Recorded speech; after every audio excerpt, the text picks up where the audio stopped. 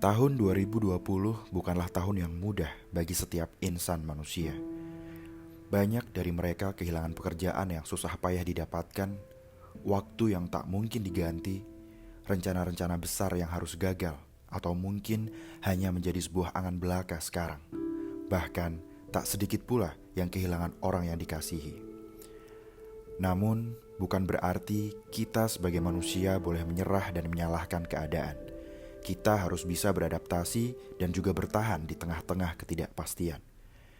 Perubahan drastis tersebut tentu saja juga melanda Direktorat Jenderal Bea dan Cukai, mulai dari pegawai yang menjalankan pekerjaan secara bergantian melalui metode work from home, rapat dan pertemuan secara dalam jaringan, menjaga jarak, bahkan membatasi ruang layanan dengan para stakeholder atau pengguna jasa.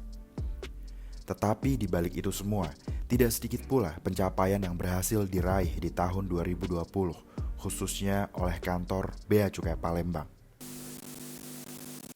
Di awal tahun, Bea Cukai Palembang berhasil menggagalkan upaya penyelundupan sebanyak 17.640 ekor baby lobster yang akan dibawa melalui Terminal Keberangkatan Internasional Bandara Sultan Mahmud Badarudin II Palembang. Tak selang berapa lama, pada bulan Maret diumumkan bahwa kasus COVID-19 telah masuk ke Indonesia.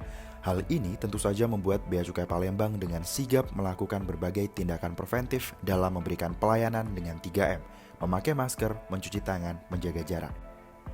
Pertengahan tahun, sebagai wujud nyata dari bentuk kepedulian terhadap sesama yang mengalami dampak dari pandemi COVID-19, Bea Cukai bersama dengan PLI Milenial mengadakan penggalangan donasi berupa paket sembako yang akan disalurkan ke 34 provinsi yang ada di seluruh wilayah Indonesia. Pada kesempatan tersebut, Bea Cukai Palembang bersama dengan kantor wilayah Sumatera bagian Timur turut ikut serta dalam penyaluran 40 paket sembako di beberapa wilayah di kota Palembang. Menemukan modus baru, Bea Cukai Palembang berhasil mengungkap penjualan rokok ilegal melalui jejaring media sosial Facebook. Penindakan berawal dari informasi adanya 2 akun berbeda yang menawarkan rokok tanpa pita cukai. Dengan informasi tersebut, petugas kemudian melakukan penindakan terhadap sebanyak 28.000 batang rokok tanpa pita cukai.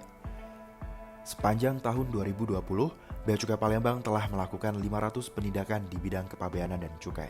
Pada tahun 2020 sendiri, Bea Cukai Palembang melakukan 2 kali pemusnahan terhadap barang ilegal hasil tegahan.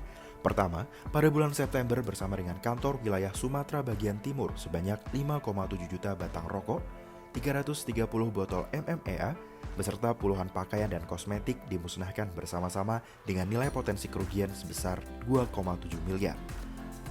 Sedangkan untuk pemusnahan kedua pada awal Desember sebanyak 3,9 juta batang rokok, 2 pipa boiler, 9 spare part mobil, dan barang-barang lainnya berhasil dimusnahkan dengan nilai potensi kerugian sebesar 1,8 miliar. Tak mau kalah dari bidang pengawasan, Bea Cukai Palembang juga berhasil menorehkan prestasi dengan mendapatkan penghargaan Kompas Gramedia Awards 2020 dalam kategori Lembaga dengan Kehumasan Modern. Hasil survei kepuasan pengguna jasa pada tahun 2020, Bea Cukai Palembang berhasil mendapatkan nilai 4,43 dari skala 5 dengan kategori puas. Hal ini tentu saja membawa tren yang sangat positif karena mengalami kenaikan sebesar 0,14 dibandingkan dengan survei kepuasan pengguna jasa pada tahun 2019. Pada tahun 2020, Bea Cukai Palembang berhasil melampaui target penerimaan sebesar 130,71% senilai 119 miliar 879 juta 588 ribu rupiah dari target penerimaan sebesar 91 miliar 712 juta 835 ribu rupiah. Natrium hidroksida merupakan komoditas penyumbang bea masuk terbesar senilai 8,1 miliar. CPO tetap mendominasi untuk komoditas penyumbang ekspor terbesar pada tahun ini. Ini merupakan pencapaian membanggakan, mengingat kondisi kita pada tahun 2020 penuh tantangan di tengah pandemi.